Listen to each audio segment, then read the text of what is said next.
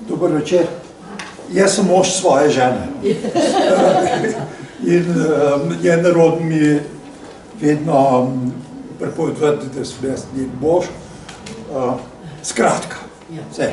To že kar poznamo, ker tale naš cikl ekonomska zgodovina, mislim, da smo vsaj 4 teme že pripovedoval o zgodovini denarja, pa merjenja na zadnje. Vedno pa... Eno predavanje je bilo geološke spremembe. Jaz takrat nisem mogla iti, da mi je bilo zelo žal. A je kakšna možnost, da boste vi to ponovitev, te geološke? Torej, jaz pridem na vrsto za tole mesto, takrat, kadar kaj odpade. In da ne bilo treba pisati, ta pa ta je odpadel, ker to se v mesečniku vidi, potem jaz uskočim.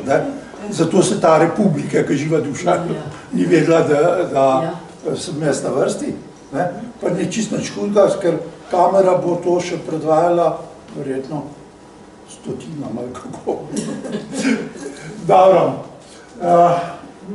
Ja, tale ura, ki je vi k sreči ne vidite, da ne gledate, kdaj mogoče. Jaz pa je malo spredaj, ne bomo zgubljali časa več. Torej, tema današnjega, lahko da razgovora. Najprej pač nekaj predavanja, potem pa se bomo kaj pogovorili, če bom ustrezen partner za ta razgovor, bomo pa videli. Gospodarske krize skozi čas, namenoma sem se ognil besedi ekonomske krize, zato da bi bilo bolj popularno, bolj privlačno in vidimo rezultat. Vsi lepo pozdravljeni, vsakega pomnožim z 10. Najprej par terminoloških zadev, da enako razumemo besede. Kriza je starogrška beseda, krizis, kar pomeni težek položaj. To sem v slovenskem etimološkem slovarju našel, v drugih, recimo drugojezičnih slovarjih tujk imajo prav težave to besedo prevesti in verjetno se najlažje prevede v krizo. In zdaj, čisto ponavljam, se pričakuje, da vodi v nestabilen ali nevaren položaj, ki prizadene posameznika, skupino, skupnost ali celo družbo. Skratka, ni kaj dosti razlagati. Imamo pa še celo vrsto pridevnikov k tej besedi kriza, ki se tičejo tele teme, recimo politična, gospodarska, okoljska, mednarodna, osebna kriza, in potem so pa gotovo še cela vrsta psiholoških, pa iz medicine, pa nekaj, kar je sicer dosti stara kombinacija besed, pa je sedaj bila uporabljena, zdaj pa v krizi že skoraj da nihče, razen sindikatov, ne govori pri nas, in to je kriza vrednot. To je pa najhujša podrtija, ki se lahko dogodi posamezniku in družbi in vsem skupinam vmes. Potem bomo precej uporabljali besedo depresija. To je depresija, depresionis latinsko in pomeni pogrezanje. To imamo mrtvomorje, depresija pa podobne stvari in ta depresija nastopi takrat, kadar gospodarstvo upada tako globoko, da je že na ravni, bog si ga vedi česa, ravnine, recimo, ampak kadar gre pa to v minus, če rišemo z matematičnimi pripomočki, je pa stvar že umikanje z površine oziroma nazadovanje in to je pa iz latinske besede recesijo, beseda recesija. Bomo kar s tujkami govorili. Potem je še treba povedati, da ko govorimo o krizah, je zdaj že vsaj 150 let tale terminologija prisotna. Dal sem namenoma na vrh slovenske izraze k sliki, ki sem jo z interneta presnel in tam se ni dalo razen, če bi pokril angleške izraze, ampak sej precej teh angleških izrazov uporabljamo, recesija, depresija in potem je tukaj ekspanzija ali vzpon ali rast ali kaj še vse. Je pa zanimivo, da tule je boom, včasih je pik, zelo redko kdaj. In ti izrazi se tako mešajo, kdorkoli, ki piše o makroekonomiji, se pravi ekonomiji celotnega gospodarstva, bo uporabil neke svoje izraze za to, čeprav bolj ali manj različni izrazi pomenijo nekako isto stvar. Kriza je doba, ko gremo v krčenje in pridemo potem v depresijo in te valovanja obnašanja gospodarstva oziroma malo ožje vzete rasti gospodarstva ponavadi označimo ali ponazorimo z neko sinusoido, če se spomnimo iz matematike, pa če ste kdaj imeli kaj teoretične statistike, je itak gospodarsko gibanje, ko ga rišete v graf take oblike, potem se pa sinusoida ali pa kjerkoli začnete, ko sinusoida najlepše približa temu gibanju in tako, da se to da potem matematično obdelovati. Že 201 leto teče, odkar je nekdo publiciral, zapazuje pa gotovo že prej, da se gospodarstvo giblje ciklično. Torej, tako kot sinusoida ali kosinusoida in različni avtorji so zapažali, da so ta gibanja različno dolga. In potem so gibanja, ki trajajo določeno število let, dobila po avtorji, ki jih je nekako odkril ali v njih pisal, po njem tudi ime. No in najkrajši taki cikli so 3 do 5 let, se imenujejo po, mislim, da kar angleškem ekonomistu Kitchenu. On je to opazoval pri zalogah, ki so jih imeli na začetku 19. stoletja že proizvajalci v skladiščih, ker je zaloge neverjetno dobro kažejo, kakšno je povpraševanje na trgu in se večajo ali pa manjšajo, odvisno od tega, kako se obnaša trg. Torej, Kitchenove cikli zalog. Potem pa imamo tole, naš profesor, tole imam ljubo kolegico, Orthaber je to izgovarjal Juglar, ampak Clement Juglar je bil Francoz in je to Juglarjevi cikli fiksnih investicij, se pravi, da se gospodarstvo obnaša vzpon in padec, tako kot se menjavajo investicije. In tisti, ki nismo najmlajšega datuma, vemo, da so cikli vsaj tako v 50 letih, spomina našega bolj težko, ampak 70 pa že, se nekako na 10 let prikazovali. Bile so različne ideje, zakaj je to tako, ampak Juglar je kar nekako obveljal, da je to zaradi spremembe tehnologije, te sprotne. Danes bi težko pristali na to, ker so te, jaz mislim, da so še celo Kitchenovi cikli predolgi za spremembo tehnologije. Samo pogledamo, kako in kolikokrat se je korenito spremenila telefonija v zadnjih 30 letih. Potem imamo pa Kuznecove in Kondratjeve cikle, dva Rusa, ki sta šla po prvi svetovni vojni ali pa še po oktobrski revoluciji na zahod in tam zelo prosperirala. Kuznecevi cikli so pa zdaj investicijski, kjer se pa šteje celotne investicije, ne samo fiksne. Fiksne investicije so v stroje, opremo in take stvari. Infrastrukturni so pa v stavbno maso, recimo, ali pa še celo niže v infrastrukturo, v ožjem pomenu besede, ceste, železnice, 15 do 20 let, zato so to poimenovali tudi gradbeniški cikli. Potem imamo pa dolge tehnološke cikle, takrat, ko se res vse postavi na glavo, ko je na glavo postavil vso zgodovino parni stroj, vso ekonomsko zgodovino parni stroj, je potem kar nekaj časa trajalo, da so stroji z notranjim izgorevanjem nastali, da je elektrika postala uporabna, to je pravzaprav, ko pa ste Edison niti ne, bolj Tesla, ne?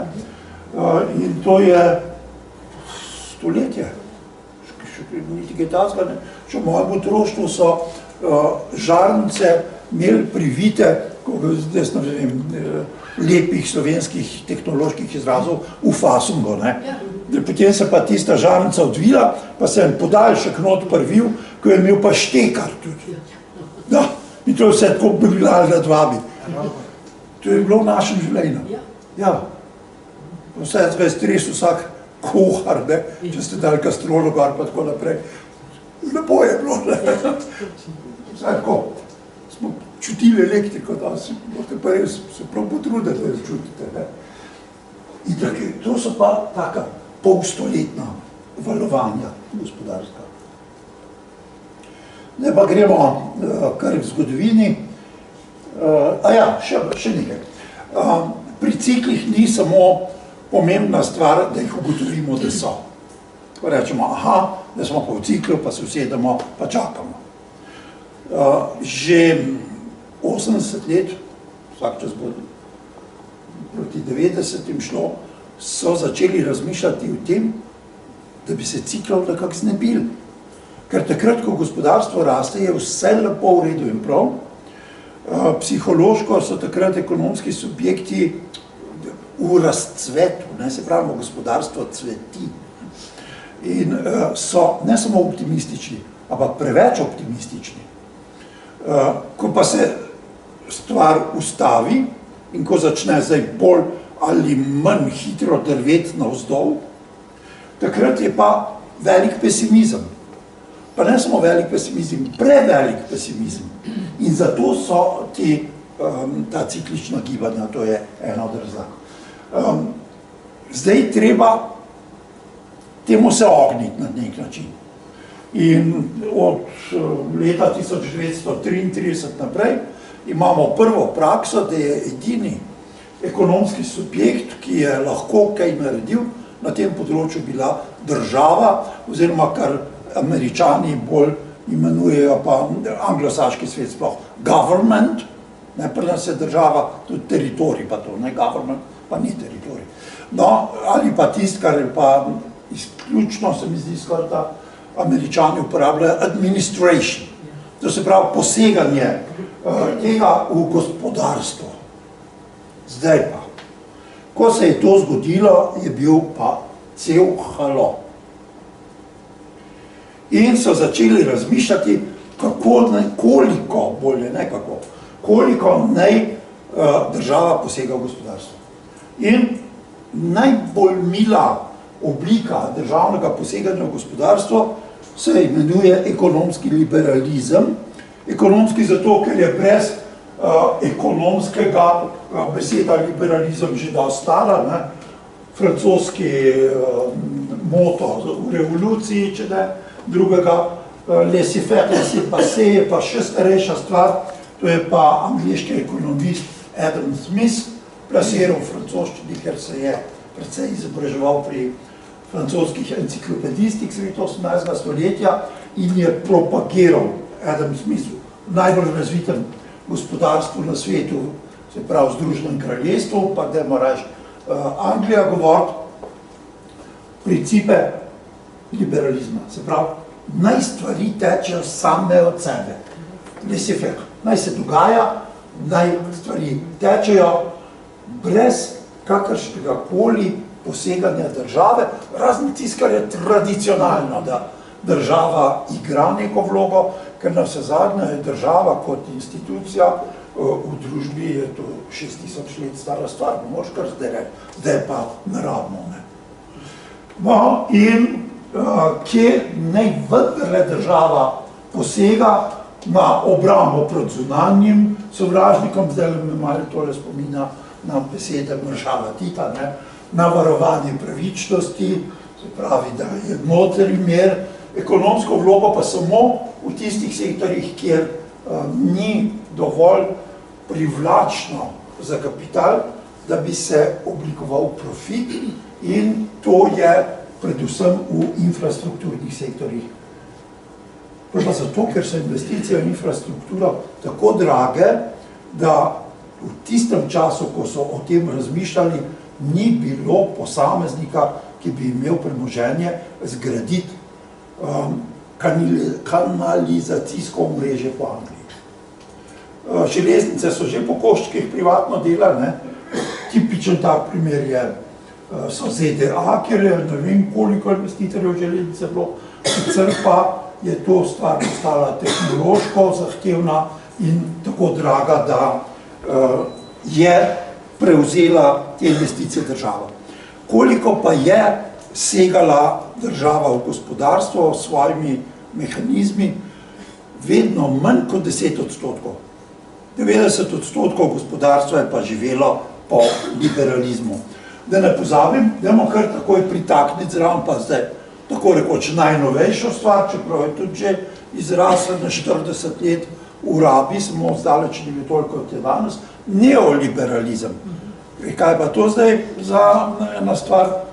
Vse tole, se pravi, čim dlje proč s vlado in takimi stvarmi, s državno lastnino proč, ampak eno vlogo pa še dobi država, ne samo obrambno, pravično, se pravi, pravni sistem in tako naprej, ampak tudi, da korigira, popravlja tisto, kar tržni mehanizem v filozofiji ekonomskega liberalizma dela sam.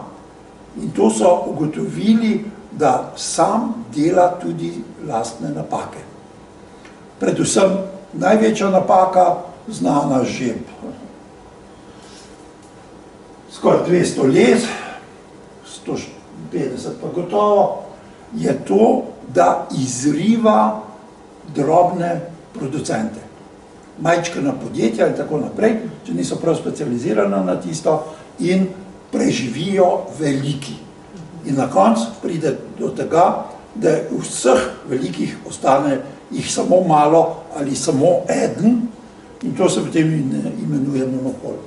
O monopolih vemo že 130 let, da so pravzaprav ekonomsko zelo učinkoviti, socialno gledano pa kar krivični, ker nimajo nikogar, da bi jih krutil.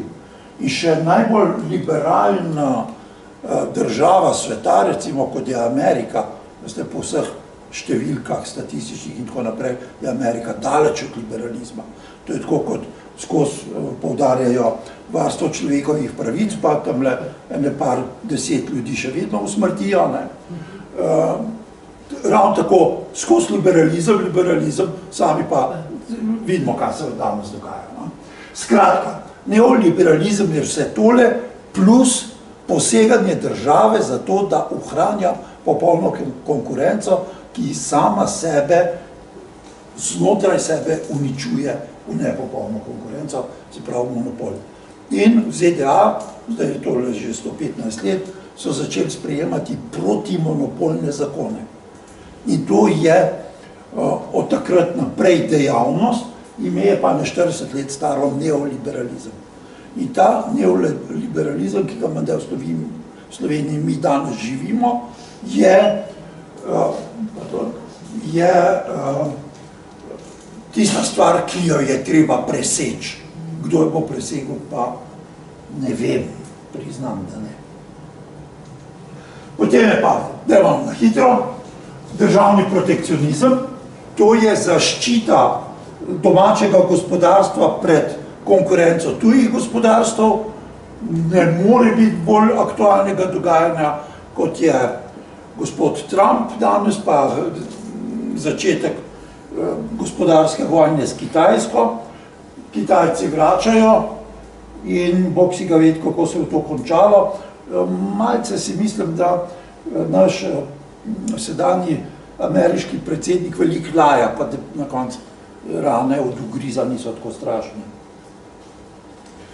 Potem je pa naslednja močnejša stopnja državni intervencionizem. Tu pa zdaj posegamo ne samo v zaščito popolne konkurence, ampak vse sorte gospodarske zadeve, kako dva osnovna stara načina sta prek davčnega sistema, drugo je pa prek javnega sektorja oziroma bolje rečeno državne lastnine v gospodarstvu. Mislim, da kar slišimo gospoda Luka Mesca, ko nekako je pristaš državnega intervencionizma, se mi zdi. Potem je hujša oblika državni dirigizem, zdaj pa država poseže vsa področja gospodarstva, ne samo vsa področja gospodarstva, tudi vse družbena področja, veliko družbenih področij, bistveno različno med državnim intervencionizmom in dirigizmom, pa je to, da je državni intervencionizem so posamični ukrepi.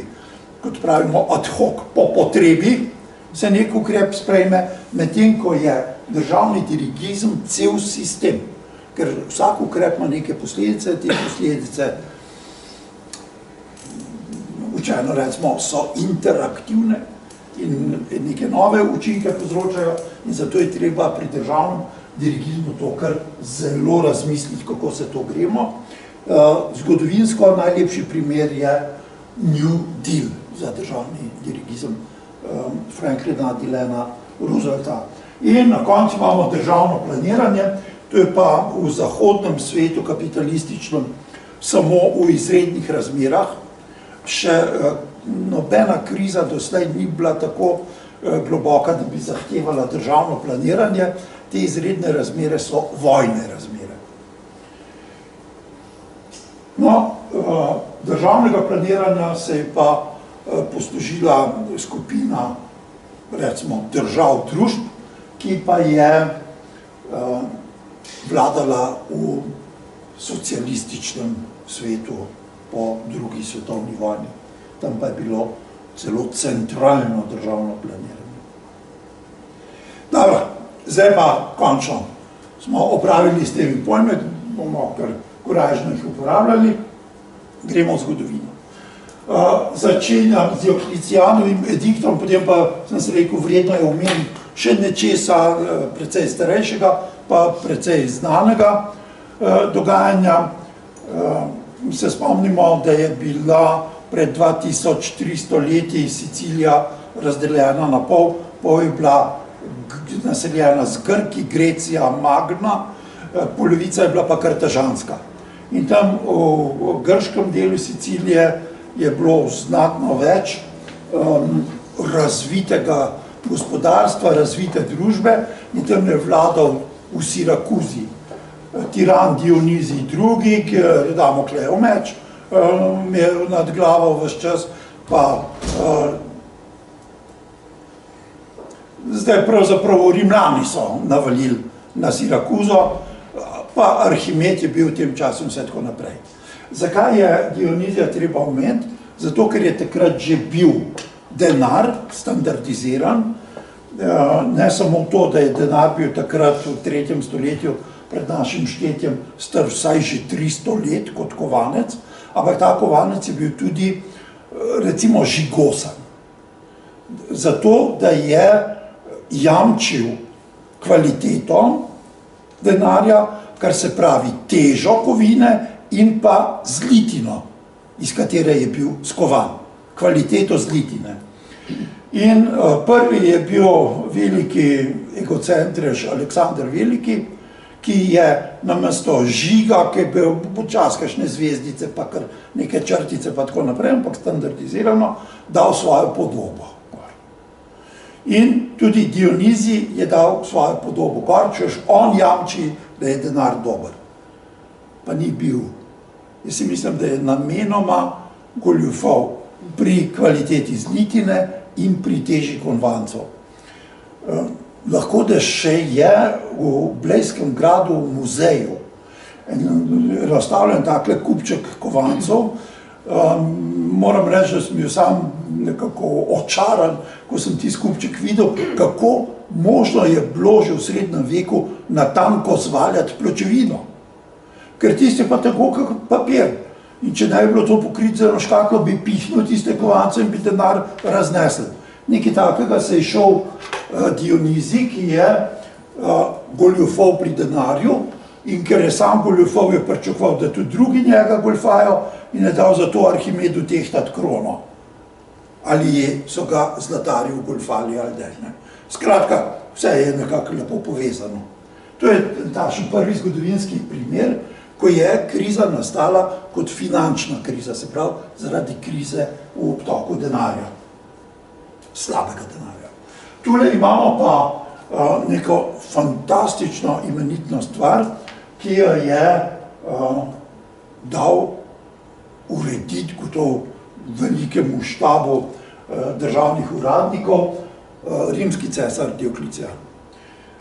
Vemo, da je po Avgustu, pa po tistih peripetijah judovsko, pa krščanskih, pa s Perzijci, pa vse tako naprej, težav potem vladal nek stabilni mir v rimskem cesarstvu, eno slabo stoletje, potem so se pa začeli divje med seboj dajati in je med letoma, mislim, 260 in 290 se izmenjali 18 rimskih cesarjev, nekaj takšnega. Jasno, da je vsak goljufal, kar je mogel. Tisočletja smo vsi enako krvavi pod kožo in tudi oni so se to šli. Potem je pa stvar tako daleč prišla, da je Dioklecijan, takrat cesar, hotel temu narediti konec. Bil naš sorodnik Dioklecijan. Rodil se je v Saloni, se pravi današnjem Solinu, drugi rimski cesar v zgodovini, ki se je upokojil.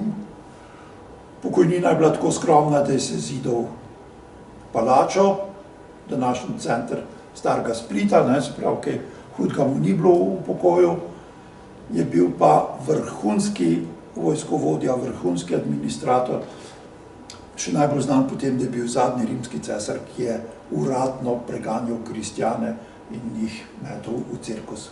Zverjem, jasno, da ni bil naš sorodnik, čeprav je bil iz Soline, ker Slovani, jaz še vedno verjamem, da so Slovani, vsaj jezikovno, pa kulturno. Dobro, pustimo. On je bil pa Dalmat. To je bil nek narod, ki je govoril jezik podoben latinščini. Kaj je naredil takšnega, da ga omenjamo v krizi? Hotel je vsem tistim krizam, totalno razvrednotenemu denarju narediti konec.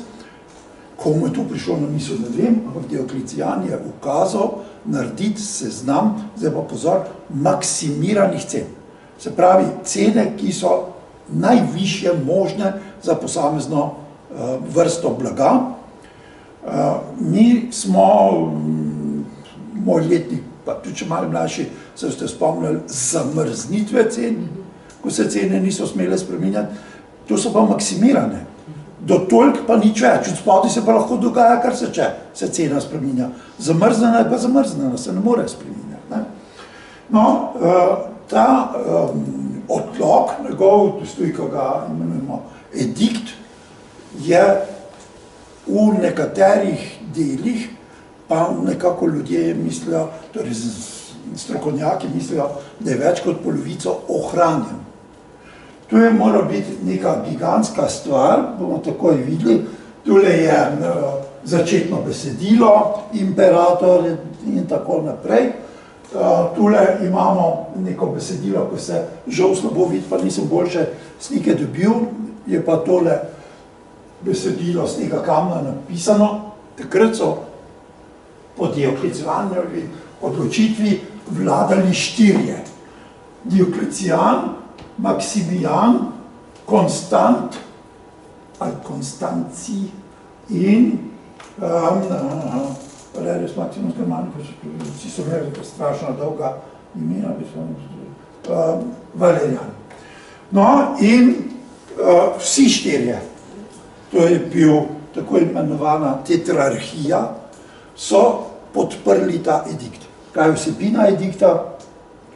smo že rekli, maksimirane cene, to je latinsko besedilo uvoda. Ne pozabimo moment, to je bilo tako kot rozetski kamen, ki ga poznamo iz Egipta, uklesano v kamenje. Mislim, da teh par 10 ton, ki so porabili za vse besedilo Dioklecijanovega edikta, niso mogli voziti okoli, ampak je to se tudi našlo delno ohranjeno na pergamentu pa papirusu napisano, in sicer je to 37 poglavij oziroma 37 skupin dobrin, katerim so bile določene najvišje cene. In mislim, da v Augsburgu so se lotili, ker imajo največ ohranjenega materijala Dioklecijanovega edikta, to v javnost spraviti. Doslej jim je uspelo 11 poglavij, 26 jih pa še čaka. In katera so ta poglavja? De frugibus, se pravi o demokar-sadju, o vinih, o olju, kisu, soku, soli in medu, o različnih vrstah mesa, o različnih ribah, o olivah in jabolkih in tako naprej. Tule imamo o kožuhih, usnju in ostali hip vam težko rečem, o različnih oblikah obutve, o kozji dlaki in o kamelji dlaki. Celo poglavje cen, pa zbral sem nekaj kratkega, da se ga da projicirati. Tole je nekaj fantastičnega. Tole je poglavje olja, kis, sokovi, sol in med. In imate napisano različna olja, tole je cvetlično olje, tole je, bog si ga ved, kaj zdaj da rastline, kakšen amaterski botanik ali poklicni botanik bo to bolj vedel. Stane ena mira, to je, mislim, da je bilo 4 amfore pri tekočinah, 40 denarjev. Denarij je bil 10 sestercev, se pravi nekaj strašno velik vredna stvar, in tule vidimo, da je to 40 najvišja možna cena. Potem druga vrsta olje, Vigintiquator, 24, tretja vrsta tudi 24, tale zadnja vrsta pa 8, se pravi, to mora biti neka skufarija. Kis, ki se je prodajal, je bil vreden 6 denarjev. Potem imamo tule 2 vrsti sokov, prvovrstno pa drugovrstni sok, 17 pa 12 denarjev, sol je bila 100, ne vem točno katera utežna mera. Potem pa neka posebna italijanska sol, Italija očitno z kvaliteto ni bila vedno najbolj domača, pa samo 8. Potem imamo pa tule najboljši med, pa drugovrsten med, pa na koncu feničanski med, 40, 20, 24 in 8 denarjev. Menda je cenika, vmes je tudi poglavje o plačah javnih uslužbencev. Priznam, da me ni toliko hlačak, da bi gospodu pogajalcu za plače v javnem sektorju rekel, pa se Dioklecijan je to že bo vse zrihtan, kaj to filozofiramo, v zgodovini je to že vse dano. Koliko je to država, ne?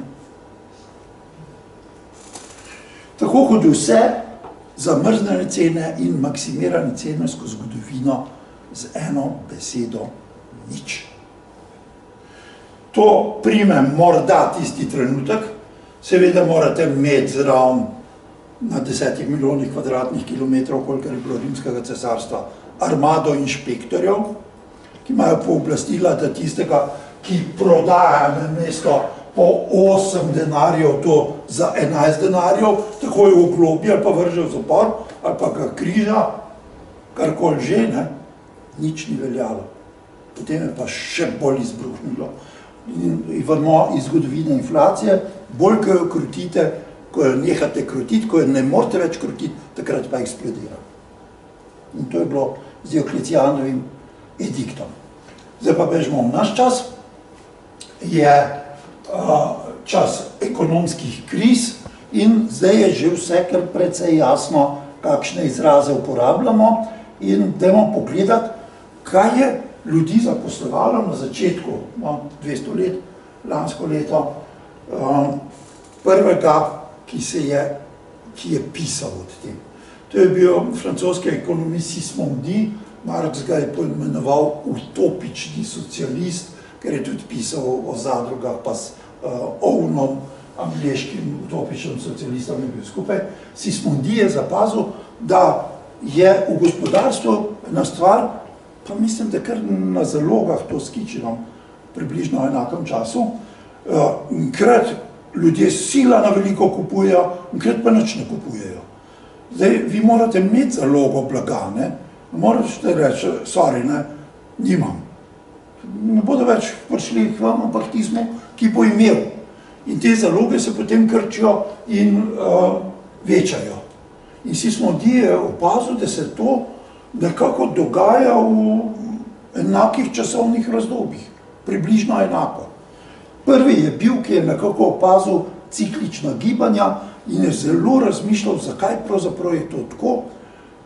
In se mu je zdelo, da najbolj verjetno zato, ker ljudje, ki kupujejo na trgu življenjske dobrine, dajmo reči, pričemer bi danes dali tudi not avtomobil pa žemljo, to pač ustrezno v tem času, te življenjske dobrine nehajo kupovati.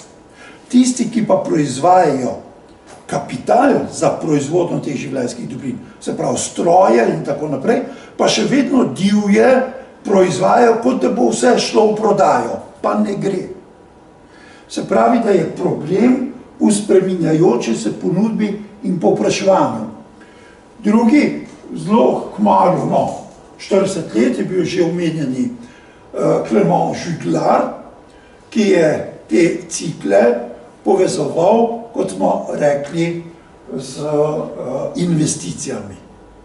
Se pravi, da so za ciklično gibanje gospodarstva krivi investitorji, ne peki, pa krojači, ampak tisti, ki proizvajajo produkcijska sredstva, če hočete, ker je to tudi znatno bolj komplicirano, en stroj narediti, kot pa eno žemljo speč in jasno, da se potem njihovo obnašanje tudi veliko bolj pozna v gospodarstvu.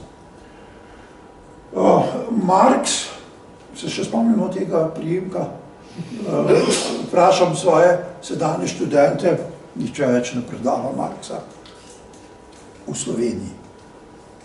Najbolj ga zdaj proučujejo, predavajo in tako naprej, to vem od svojih ameriških študentov. Se pravi, ravno nasprotno, kot bi človek pričakoval. Marx je to tudi razdelil podobno kot Juglar na trg potrošnih dobrin in trg investicijskih dobrin, ker te dva nimata informacij, se med sebojno, narekovajih, nagajata in zaradi tega nastane cikl. Je sicer malo bolj kompliciran pri Marxu, kot sem jaz, pa namenoma poenostavil.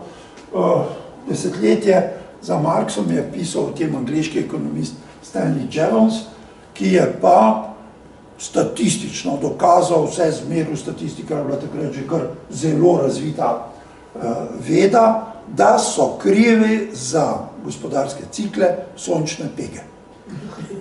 Kajti, sončne pege se ciklično ponavljajo, aktivnost sonca je ciklična, ne znam toliko astronomije, pravzaprav nič ne znam.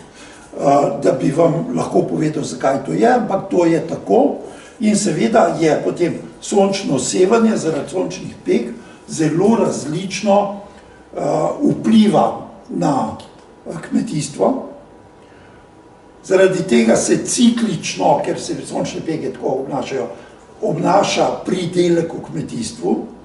Zaradi tega se ciklično potem pri velikem pridelku cene znižajo, pri majhnem pridelku pa zvišajo.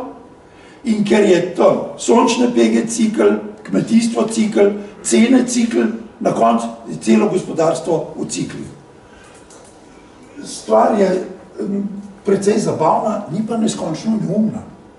Pravzaprav doslej še najbolj inteligentno človeštvo, mislim, ni izumilo neskončno neumne stvari. Vedno se najde še kaj bolj neumnega. Zdaj pa kar k ciklom. V času 19. stoletja je največja gospodarska velesila Britanski imperij. Malce pri Britanskem imperiju moti imperij. Ker je dejstvo, da so, dobro, ZDA so že samostojne, ampak da imajo Kanado, Avstralijo, Indijo, Novo Zelandijo in tako naprej, dogajanje v sami matici znatno umiljevalo, ker so kritične zadeve pokrivali iz kolonij. ZDA kolonij takrat nimajo še, ne? Skome so se same osvobodile kolonializma, ampak imajo pa ekonomsko svobodo in sploh vsakršno svobodo, saj si jo drugače pa pristreljajo, tam nekje v centralnih ZDA ali pa da v zahodu ne govorimo. In tu zdaj cveti kapitalizem. Kapitalizem in pa tako, kot smo pri liberalizmu rekli, ima v sebi kal, ki raste in zgineva in spet raste kriz gospodarskih. To so vsi ekonomisti, ki so se s tem ukvarjali, zapazili in temu je tako in pika, bi lahko rekli. Tole je neka skica poslovnih ciklov. Poslovni cikli pomeni, da gledamo samo poslovanje, se pravi industrija in tako naprej, nič pa še tistih poslovnih ciklov v komaj nastajajočih storitvah. V tem času od 1831. leta tule do 1889 in potem naprej. Zato, da je risba kontrastna, imamo tako. Tule imamo pozitivno gospodarstvo rast, tule je pa kriza. In vidimo, koliko se potem posple, pa spet v krizo, pa posple, pa kriza in tako naprej. To se kar lepo ponavlja, tule je neka krizica, kaj pa s tem bom si gledali, kaj. In tule neka maša, tule pa že zopet in tako naprej. In merilo je isto v obeh tabelah in je to, tule je pa vrhunec, to je pa velika depresija oziroma velika kriza leta 1929. Ameriški ekonomisti so zelo duhoviti ljudje, vse so druge tudi, samo se ne upajo pisati tako duhovito. Ameriški ekonomisti pa ne zbirajo besed. Enkrat sem bral enega, ki je polemiziral z nekim drugim in tist drugi ga je pomnožil prvega z nič, take uslarije pa še ne, mu pa odgovarja, pozor, jaz sem vikinškega porekla in če dam gor čelado in meč v roke, boš videl. Tako se, približno tako se ameriški ekonomisti pogovarjajo in iz te, recimo, duhovitosti so tudi nastala imena kriz in imena vzponov. In imamo različne vrednostne papirje, državne obveznice, potem pa zlata mrzlica je vzpon, pa kriza po zlati mrzlici, potem imamo vzpon gradnje železnic in tako naprej in tako naprej. Potem pa še, ko je kriza začela, so vedno našli nek datum, kdaj je začela in dan v tednu. In črni petek je res, kriza se začela v petek.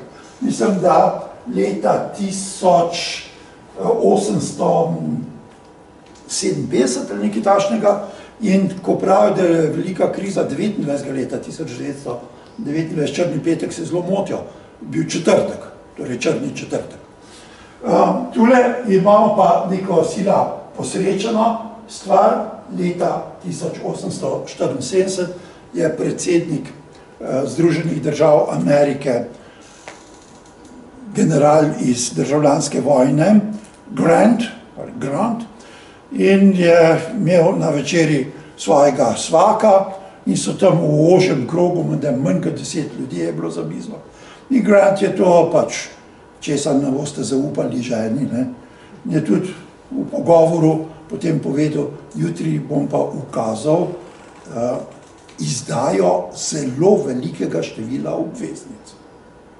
Kaj zdaj to pomeni? Da, ko pride to na borzo, in to bi že naslednji dan ne prišle, tajni so bile natiskane in tako naprej, da bo zdaj, ko bo sunek ponudbe, cena padla. In bodo mnogi, ki se po borzi igračkajo, zgubili. Zraven je pa tudi sedel ženin brat. In temu svako se je strašen imeniten zdel, da je to slišal. Takrat so že bili zelo redki telefoni in je menda po telefonih svoje prijatelje obvestil. Jutri zjutraj takoj začnite prodajati vrednostne papirje, ker bo predsednik dal, ne vem, par milijonov obveznic na borzo in bo cel cirkus.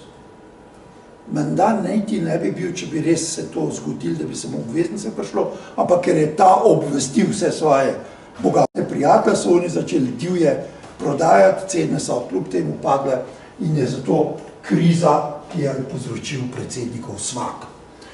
Jasno, da je moral biti še kaj drugega, ampak to je tako za zanimivost. Potem imamo tule krize pred prvo svetovno vojno, potem vemo, da je svetovna vojna, da je pa to, ne svetovna vojna, vsaka vojna doslej je prinesla gospodarski vzpon.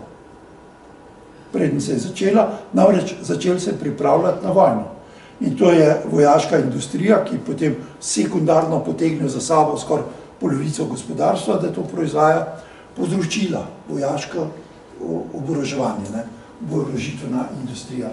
In tako je bilo tudi pred prvo svetovno vojno zelo živahno, po vojni pa takoj dol. Katastrofa je bila z Nemčijo, ampak to v kakšni drugi priložnosti. Potem pa se je začel vzpon in pridemo sedaj do tega, kar je nekako centralna točka. Pustimo zdaj tole. Kako je to bilo, to bomo preskočili.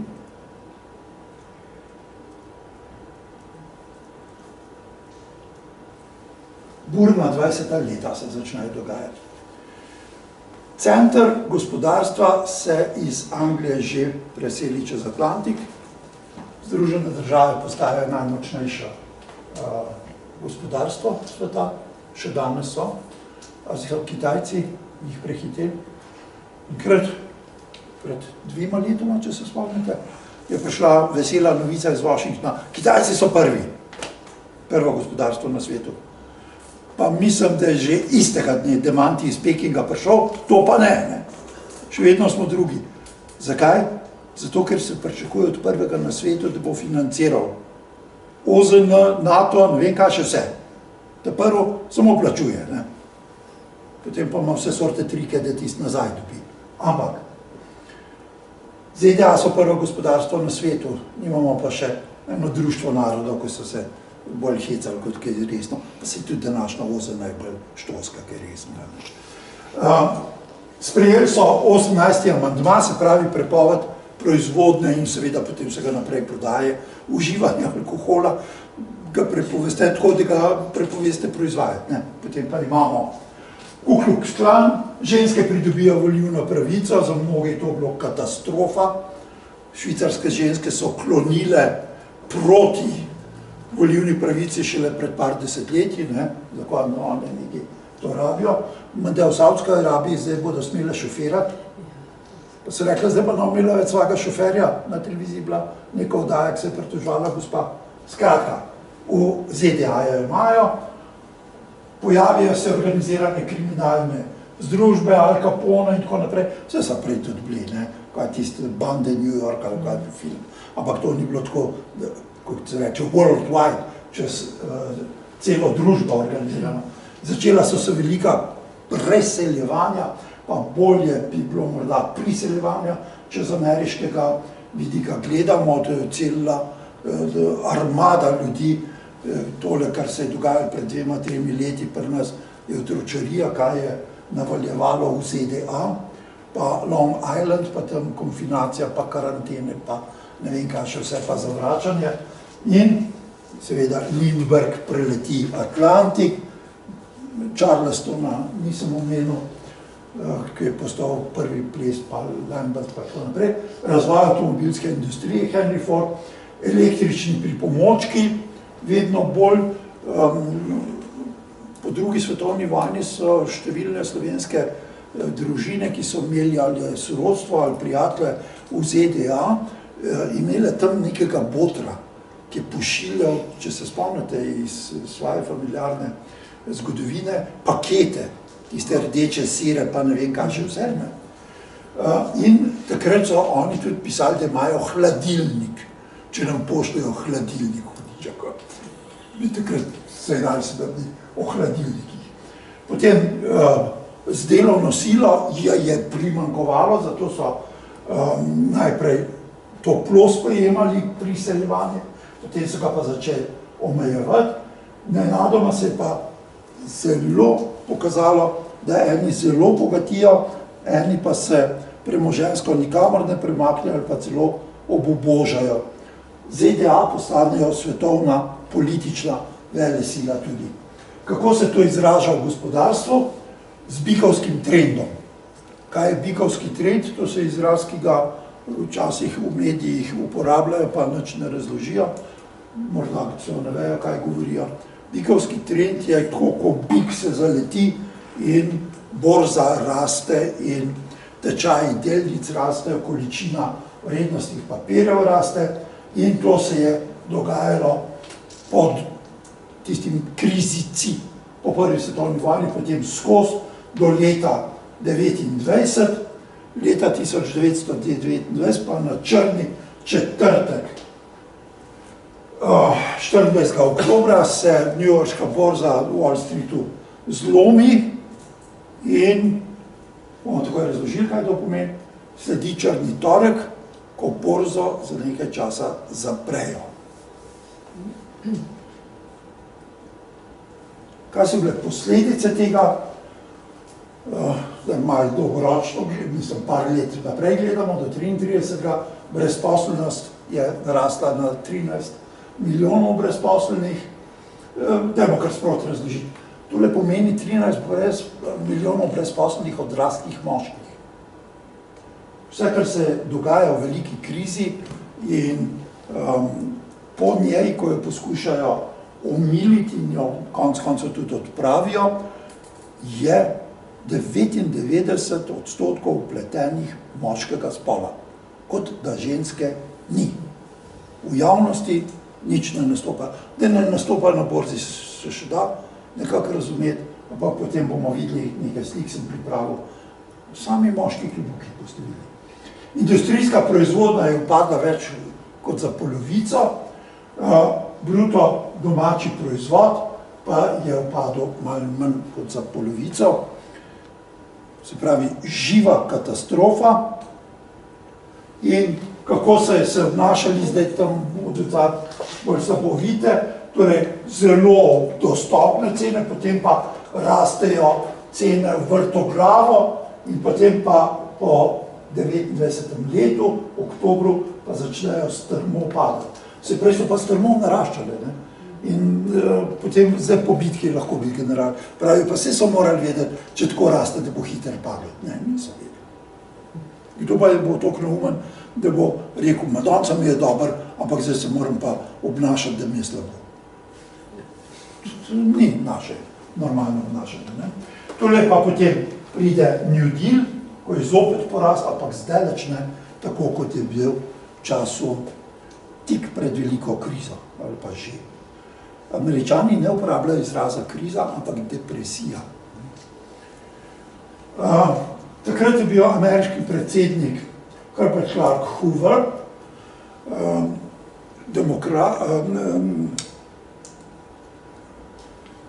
republikanec, ki je živel v svoji glavi liberalizem.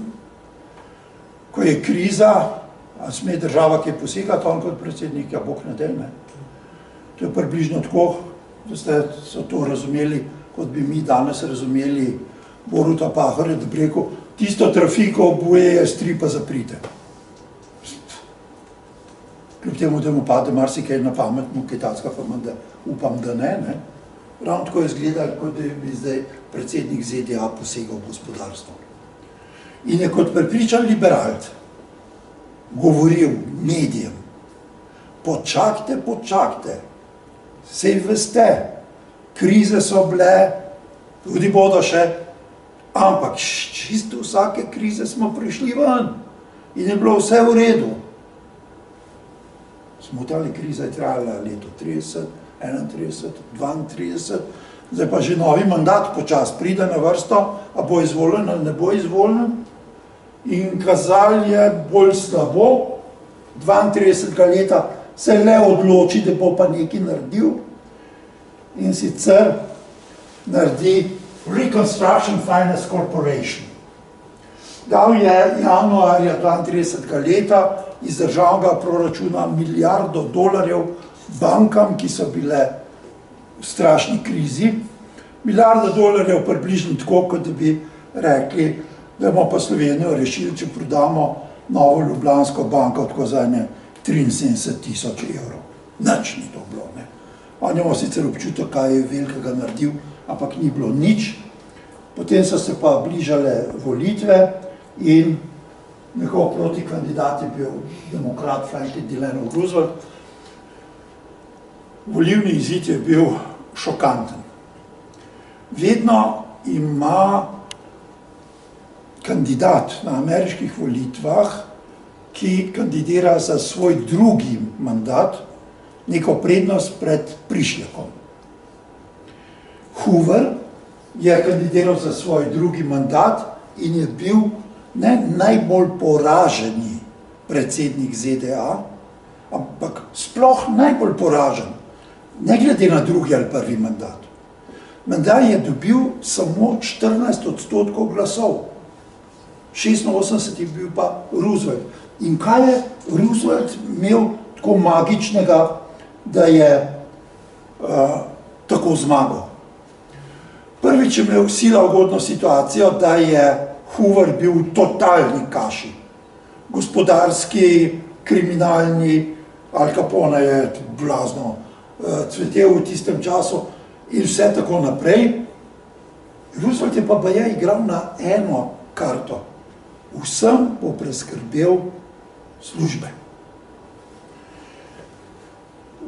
Začelo se je priprave, koliko so govorili pred volitvami, o tem ne vem, na New Deal.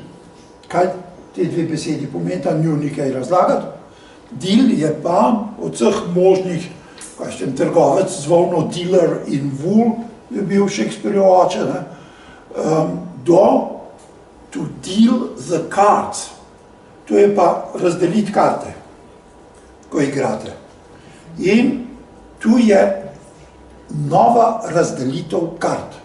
Se pravi, da bo država igrala drugo vlogo kot pod predsednikom Hooverjem. Prvih 100 dni, od marca 9. do takrat je bila predaja okoli 10. marca, do 16. junija je že praktično prvi del New Deala uveljavil, spravil skozi kongres. In sicer, zdaj se k temu ne vrniti, zdaj le temu veliko krizo končati, pokazal bi ene par slik, da ne bo predolgo trajalo vse skupaj, bomo kar hitro šli. Tole je gospod predsednik Roosevelt, to je pa njegova žena Eleonora, nečakinja Theodorja Roosevelta, ki je bil predsednik pred Prvo svetovno vojno, pa pred Wilsonom nekaj časa Prvi svetovni vojni. Bila sta, kot imajo v Angliji lepo, first cousin sta od dveh siblingov, sorojencev otroka, sta first cousin. Če sta starša bratranca, so second cousin. Eleonora pa Franklin ali Frank popularno, sta bila pa seventh cousin.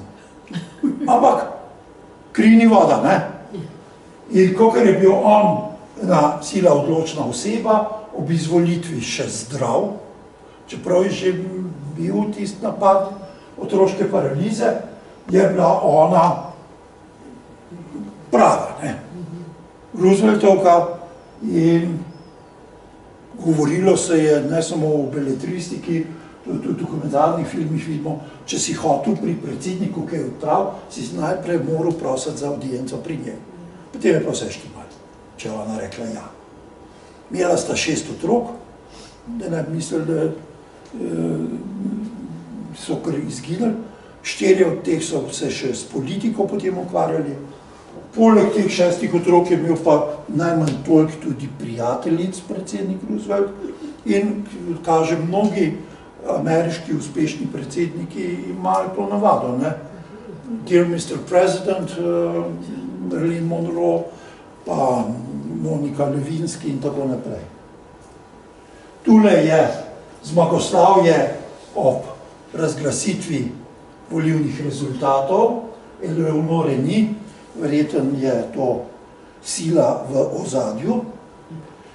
Tule ob tem kažemo pa sedaj, kaj se je dogajalo do izvolitve. Tole je dan na črni petek, ko je borza še takole delala, ne? Greste lahko na londonsko borzo, ki je največja v Evropi, na frankfurtski nisem bil, na londonski, pa ja, in gledate, kaj se na borzi dogaja.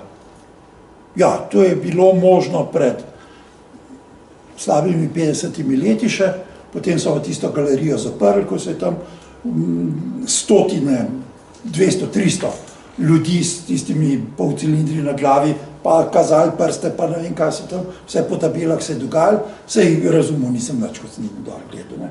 Je bilo zanimivo videti. Zdaj vse to delajo računalniki. Zadnji sem bil šarmiran, da borzni računalničarji po navodilih, prvič borzne uslužbencev, drugič teh igralcev na borzi, določijo algoritem, da računalnik sam prodaja in kupuje v nekem intervalu. Ko se pa začne bližati krajiščem intervala, takrat pa alarm. Zdaj mora pa človek vplesati. Drugače, vse to kupujejo in prodajajo računalniki. Ne vem, zakaj ne bi verjel temu, kar na televiziji kažejo v dokumentarnih oddajah. Tlej ni bilo še tega nič, ne. Cela veliko veselje pa po telefonu sporoča, ne. Zdaj pa bodo cene zrastle, ampak cene niso zrastle, ker so vsi pričakovali, da bodo zrastle in so ponujali in so ponudili na črni četrtek 19 milijonov delnic, ne za 19 milijonov dolarjev, ampak kosov papirja v prodajo. Zdaj pa tako, najprej imamo nek občutek, kaj je $1 leta 1929 in kaj je danes $1. Če Charlie Chaplina se spomnite tistih burlesk, ko palček pohodi velikana, pa potem torta, pa vse skup se prenese na ulico, kjer je tovornjak s tortami in tiste torte frčijo sem pa tja. Pa gledajte, vedno kaže tudi tablo s cenami za kosilo. In kosilo stane od 40 do 60 centov. V ZDA danes za 40 centov menda niti poštne znamke ne morete več kupiti. Najmanj $100 danes je $1 takrat bil. To je nek fantastičen znesek, ki se ga ne znamo predstavljati. In borza je nekaj takšnega, kot je miza v igralnici. Če začne kakšen igralec sumljivo pogosto dobivati. Rečejo, z mizo je nekaj narobe, pa jo zaprejo. Tako je tudi, če začnejo cene na borzi divje padati ali karkoli že, padati bolj pomembno, takrat borzo zaprejo, da ne pride do zloma. Je bilo že prepozno. 19 milijonov delnic je bilo menda vredno, ne vem, blizu 500 milijard dolarjev, nekaj takšnega. Ko se je to zvedlo, da so borzo predčasno zaprli, tole je stavba borze, so ljudje takoj navalili, verjetno eni ven, drugi pa so to zvedli zraven.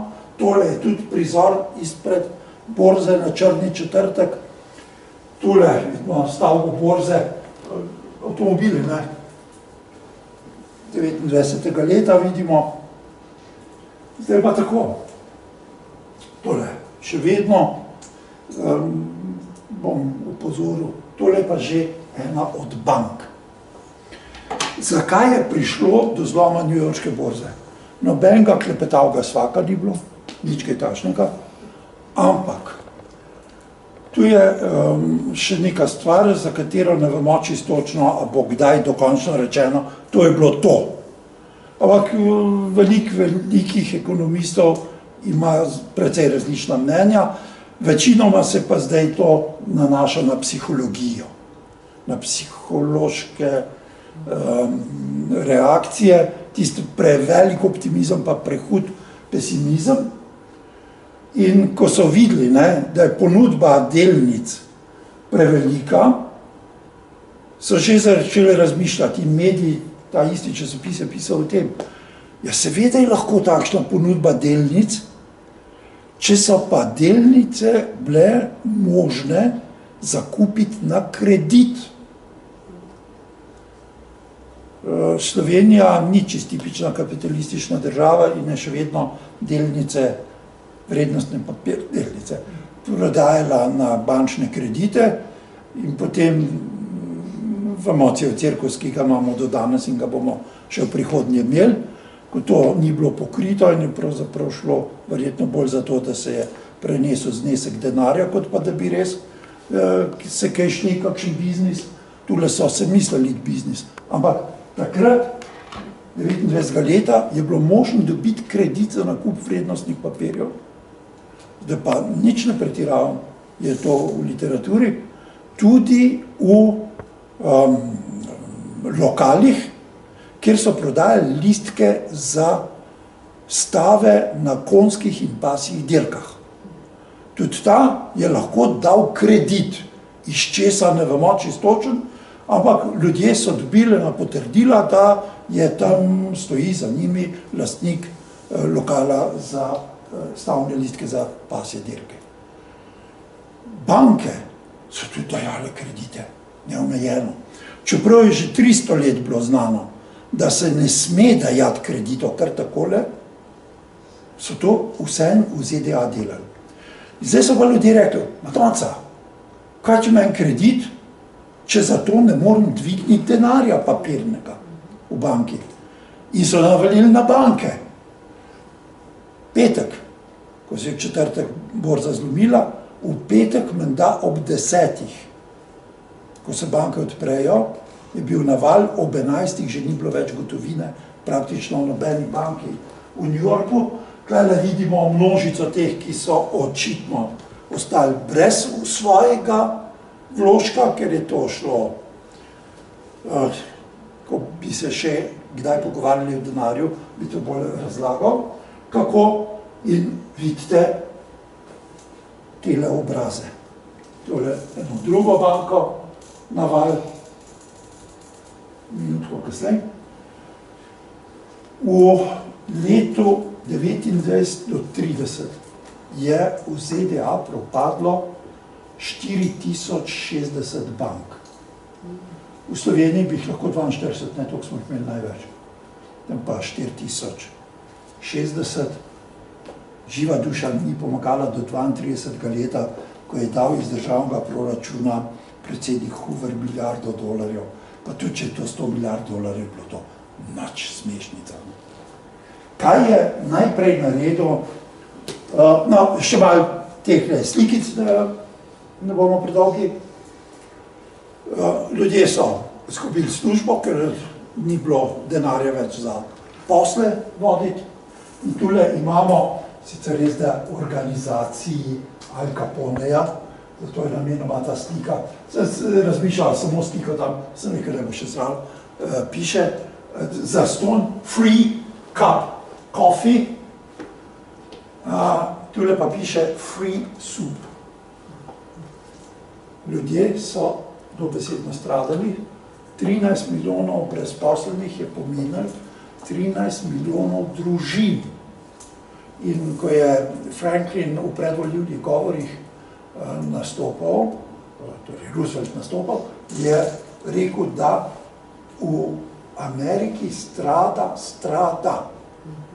110 milijonov prebivalcev. Takrat so imeli pa ZDA 180 milijonov. In tole je bilo razdeljevanje hrane. Skodelica kave ali krožnik juhe. Bog ve, kakšna juha je bila. Tole je vrsta za kruh. Tole še en računa, da bo dobil v krožnik eno zrmalko neke člobodre. In ta tudi, ne. Drugi pa čakajo za kruh. Ker so doma familije čakale. Kriza se je začela na razvitem vzhodu. Imamo tudi razviti zahod ZDA že takrat. Ampak takrat kriza ni takoj kot tsunami šla čez ZDA. V Kaliforniji je bilo še vse v redu in ljudje so se odpravili peš. Še danes je menda najdražja način potovanja po ZDA železnica. In so šli takole, ne. Familija, vse, kar so imeli, so vozili seboj, takole so pa počivali. To so fotografije z kraja samega. Tule je razdeljevalnica hrane za otroke.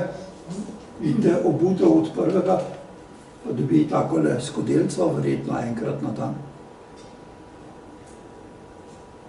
Tule so pa odrasli. Ko je izbruhnila oktobrska revolucija, pa že prej so govorili o komunizmu, so komunizem na Zahodu opisali s par besedami. Prvič, nič privatne lastnine, drugič, vsak moški ima lahko vsako žensko in obratno, tretjič, otroke, ki se rodijo takoj, vzamejo staršem in jih v komunističnem duhu vzgajajo v posebnih institucijah in vsi jedo iz skupnih kotlov. V Sovjetski zvezi, kjer je bilo stradanje predvsem v Ukrajini in tako naprej, sem se pogovarjal, pa so rekli, nikoli niso rekli, da so nam na ulicah kuhali v kotlih in da bi mi iz kotlov jedli. So bili čist pav, ko sem jaz prišel, kaj je komunizem. Tega nikoli ni bilo, tudi pod Stalinom ne. Kaj pa imamo skupen kotl v demokratični, liberalni Ameriki. Tole je ikonska, kot pravimo zdaj, ali kakšna slika velike krize. Florence Owens Thompson, mati 10 otrok, nima dati kaj jest 10 otrokom.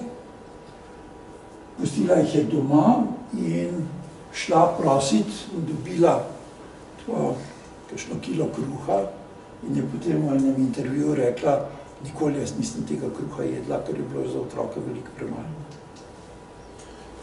Tole je 3 od njenih otrok, isti najmlajši, pa 2, ki pokata od zdravja in zadovoljstva. Tole je pa en del njene družine. Vidimo, tale gor je 5 otrok, 3 so se rodili potem, tale še noter, 6. Potem, ko so te slike že bile posnete. In te slike je neka novinarka posnela in je tudi rekla, da jih bo Thompsonovi posredovala. Novinarka je dobila za to ne samo plačo, ker so to časopisi posneli, dobila je tudi, mislim, da leta 40, posebno nagrado za najboljšo fotografijo velike krize. In takrat je to šlo potem pozabo, v 70 letih nek novinar to našel in je rekel, da bo pa zdaj poiskal te otroke, ki so na sliki, kaj se je z njimi zgodilo. Ne samo, tudi je to objavil, da išče. Nekdo pa rekel, moja soseda pa čisto podobna tele na sliki, materi, in je prišel do nje in novinarka nikoli ni nobene slike dala Thompsonovi, nobenega ficka, nič. Samo izkoristila je to, da jih je lahko fotografirala. To, da so ljudje živeli, pa ne samo v skrajni bedi, kriminalu, ne vem, čemrkoli in vse jim lahko upravičite v tem, tole je Central Park v New Yorku. In takih vrakarskih naselij, koji so favele, prava, luksuzna naselja, proti temu jaz sem to daleč samo videl, eno favelo, pa sem bil željo, da bi šla lota, pa jaz sem rodnik, da je vozil okol, rekel, klical svoje hčer, prav ti v kjero favelo že povedal, slišala sva, midva, sva zdravo sledila, nobeno! Tole je bilo huje in vsa ta vrakarska naselja so imenovali Hooverville v Ameriki. Torej, Hoover kriv za vse. Ni bil čist kriv za vse, krivo je bilo njegovo način razmišljanja. Tole je pa čakanje na službo. A vidite, kje kakšno ruto, trajno, ali kaj takšnega, sami moški. A so kaj dobili? Večinoma nič.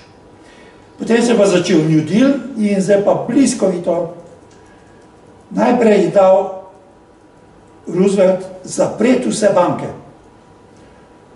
Se pravi, to je bilo podobno, kot da bi Pahor rekel, zaprite trafiko. Nima on s tem nič upraviti. Čez en teden so jih spet odprli, razdelili so jih pa v investicijske in poslovne banke. In odslej naprej so smele samo investicijske banke izdajati nove vrednostne papirje. Poslovne banke nič več. Določili so, kar je zelo čudna stvar, kar je pojem znan, 300 let bil obvezno rezervo pri poslovnih bankah. Koliko smejo dati kredita? In centralna banka oziroma ZDA sistem, ki se je takrat rojeval, je določil, koliko kredita sme dati posamezna banka. Nastal je en red, ampak 4000 je bilo pa že itak mrličev med bankami. No, potem pa imamo tule kar nekaj Civilian Conservation Corps. To je bilo za moške starejše od 18 let, da so delali za $1 na dan. To ni bilo tako malo, ko si ur in pol, nekaj tašnega. Delali so pa javna dela. So se norce delali liberalci iz tega. Da kopljajo jarko v centralnem parku, naslednji dan ga pa zasujejo in vsak dan dobijo $1 za tisto. Dobro, da so se to šli. Potem pa imamo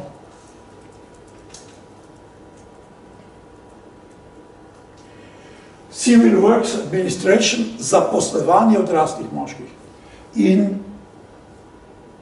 National Industry Recovery Act, kako obnoviti delovanje industrije in kako to, da so zdaj pa podjetja bila zainteresirana zaposlovati, je zato, ker so za vsakega zaposlenega dobila subvencijo iz zveznega proračuna.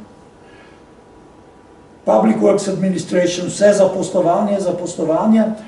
Ameriško kmetijstvo je imelo bolezen, da je bilo preveč produktivno. Preveč hrane so proizvedli, ki je noben mogel kupiti. In se spomnite kakšnih slik, kako se žigajo pšenico, pa ne vem kaj še vse. Tule so dobili ameriški farmerji subvencije, če so nehali s kmetovanjem. Jih je država plačala, samo da nehajo delati. Tennessee Valley Authority je pa največje javno delo, kar jih je bilo v zgodovini ZDA, Truth and Securities Act, tudi zavarovanje vrednostnih papirjev so upeljali. Potem imamo tule home loan, zavarovanje lastnikov nepremičnin. Skupaj je bilo v teh 100 dneh sprejeto 45 zakonov. Si predstavljate mašinerijo, kako je delovala, ker je vse morali skozi kongres, kar je predsednik pripravil in vidite, se bil kongres, je bil njegov, to je šlo, kako se reče temu popularno, tak. Tole je zemljevid Tennessee Valley Authority in vidite tukaj Virginia, Carolina, Georgia, Alabama četrtino, predvsem Mississippi, cel Tennessee so spremenili v eno samo gradbišče, financirano zopet iz državnega proračuna in tule je več kot 30 hidrocentral in namakalnih sistemov, potem imamo tukaj Federal Housing Administration, zdaj samo za preskrbevanje stanovanj, Social Security Act, obvezno socialno zavarovanje, tule je poseben zakon o upokojevanju železničarjev,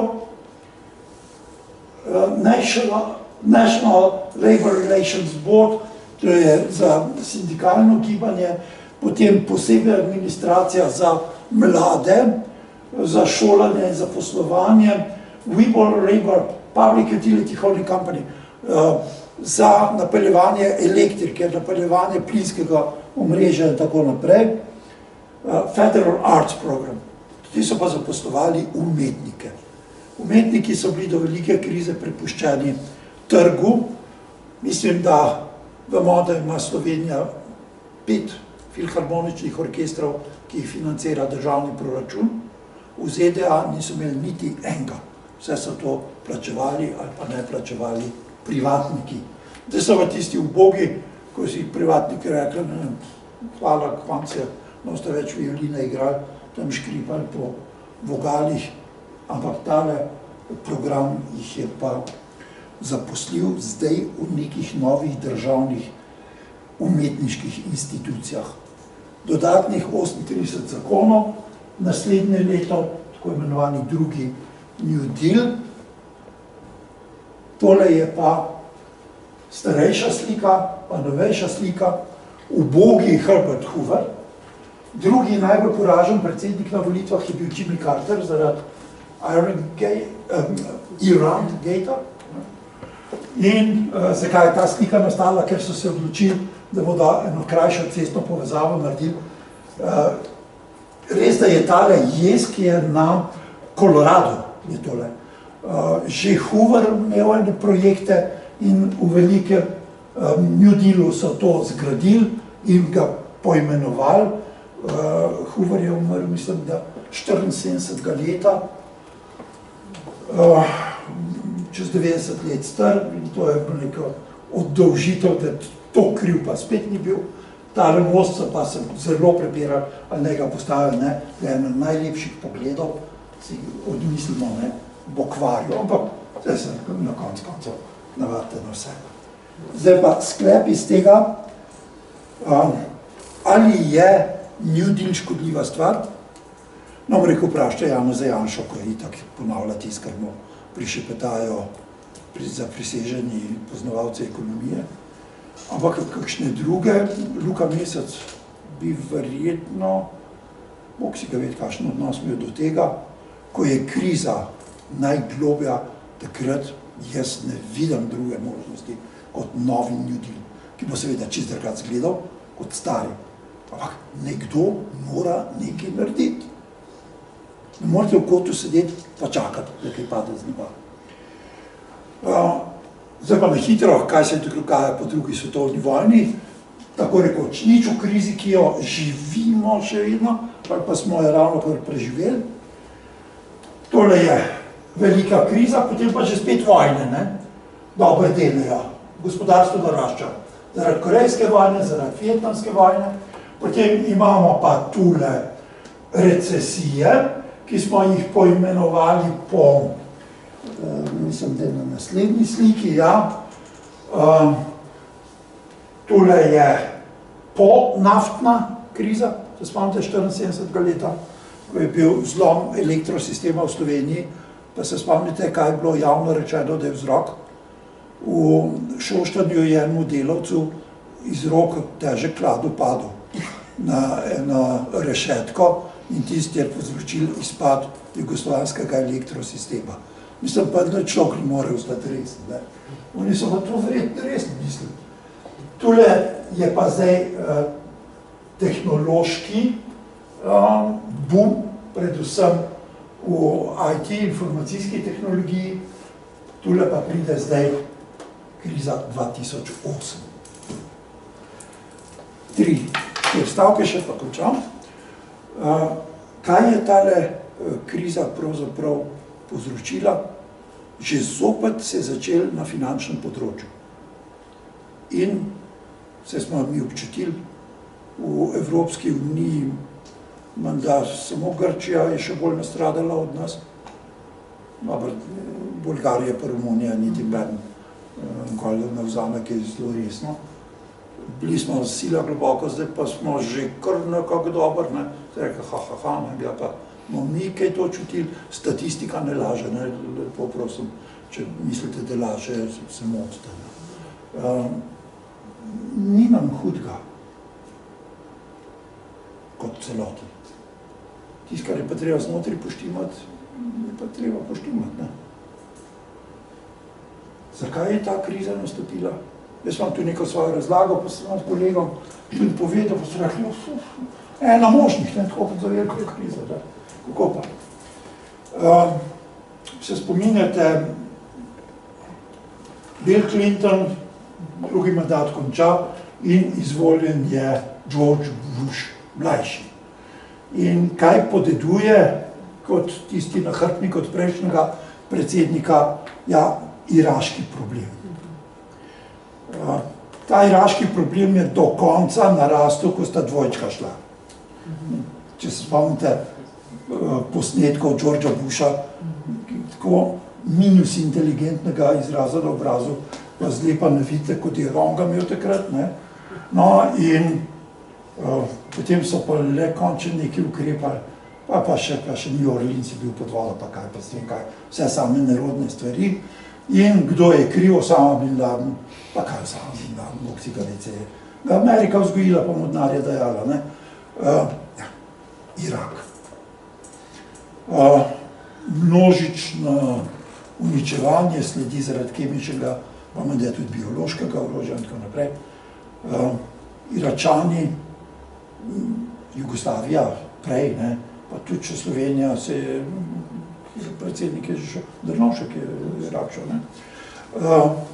Zelo prijatelji, ker so tam bili milijardni posli, ne, za bunkerje, za Sadama Huseina.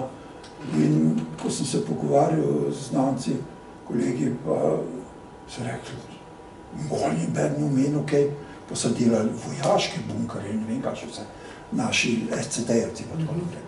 No, in Iračani, pa tako resni eksperti so rekli, mi tega nimamo, nekaj imamo tako, kot verjetno Slovenija tudi, ne.